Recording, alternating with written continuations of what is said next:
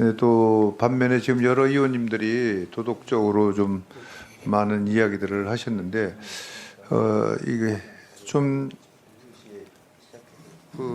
정확하게 해야 될 필요는 있다. 국민들한테 소상히 말씀을 드려야 된다는 생각을 갖습니다. 그 음주운전이 지금 몇 살 때 음주운전하신 거예요? 2004년이면? 이제 33살로 알고 있습니다. 33살 때. 그때는 직장이 어디였어요? 학생이었습니다. 33살 때 학생이셨어요? 네.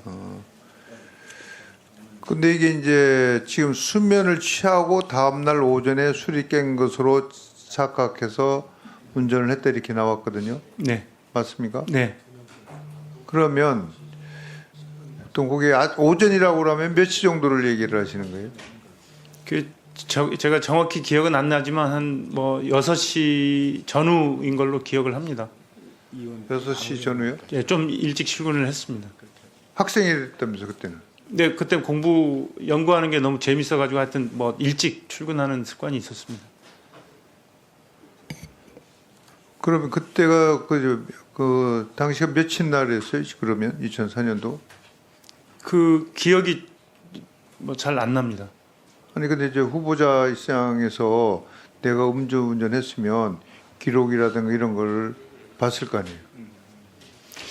기록을 제가 보질 못하고 아니 청문회 나오면서 자기가 해명을 해야 되는데 기록을 안 봤다는 것은 네. 납득하기가 쉽지가 않지 않나요?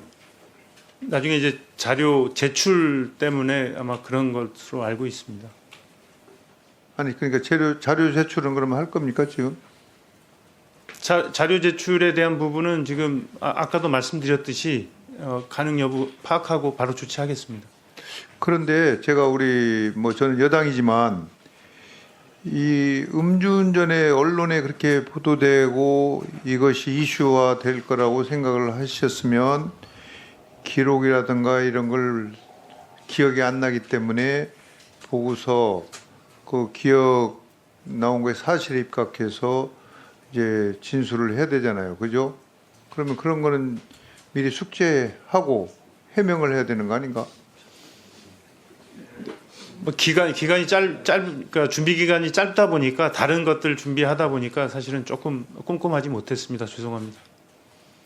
그 오후에는 이거를 정확하게 얘기를 해주셔야 돼요. 왜냐하면 국민들 입장에서는 그것이 궁금해하니까. 네. 저희 지역에서도 그런 얘기들이 나왔기 때문에 제가 우리 후보자님한테 다시 한번 여쭤보는 겁니다. 그렇게 하겠습니다. 예. 그리고 이 폭행 사건 관련해서도 이제 뭐 30만 원 처분을 받으셨네요. 네. 이것도 잘 기억이 안 납니까?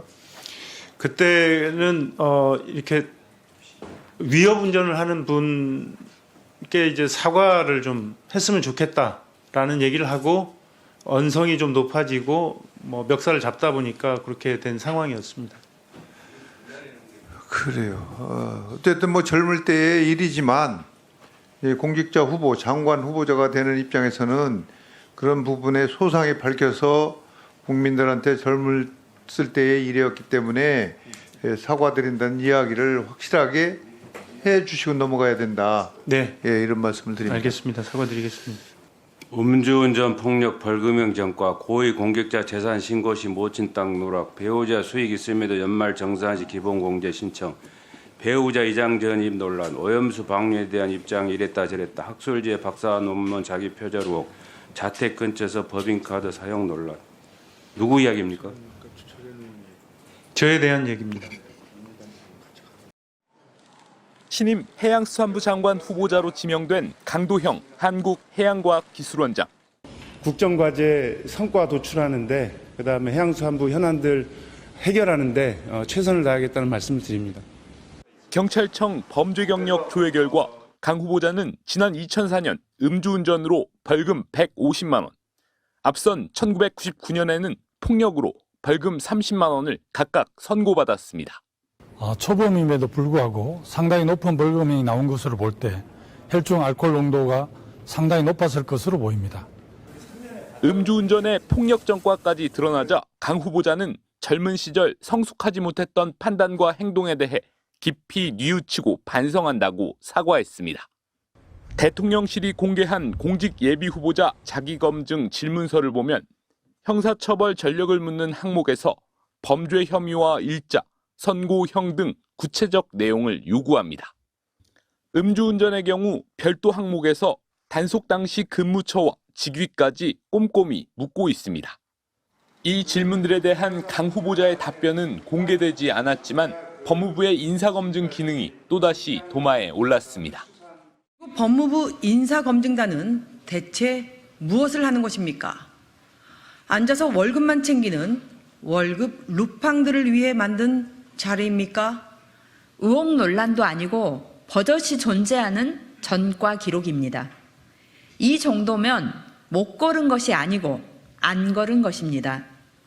일부 후보자들의 재산 증식 과정도 전관예우 논란을 예고하고 있습니다. 부산 고검장 퇴임 뒤 로펌 등에 취업한 김홍일 방송통신위원장 후보자는 12억 원이던 재산이 10년 만에 61억 원으로 5배 늘었습니다. 2019년과 20년 법무법인 세종에서 5억 원대 연봉을 받았고 여러 기업을 거치며 수천만 원씩 급여를 받았습니다. 최상목 부총리 겸 기획재정부 장관 후보자 역시 기재부 차관 퇴임 뒤 기업 2곳의 사회이사를 맡으며 3년간 약 2억 원을 받은 것으로 나타났습니다. MBC 뉴스 신재용입니다.